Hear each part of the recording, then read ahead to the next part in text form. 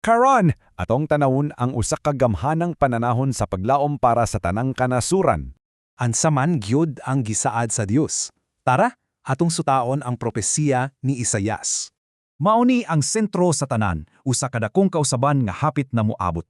Gipakita ni Isaias nga bisan ang mga malupigong nasod, mausab yun sila.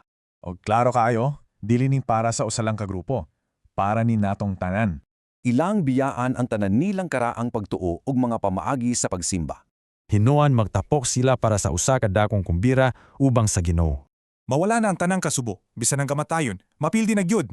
Huna-huna, usa ka malipayong kumbira, diin kitang tanan maguban.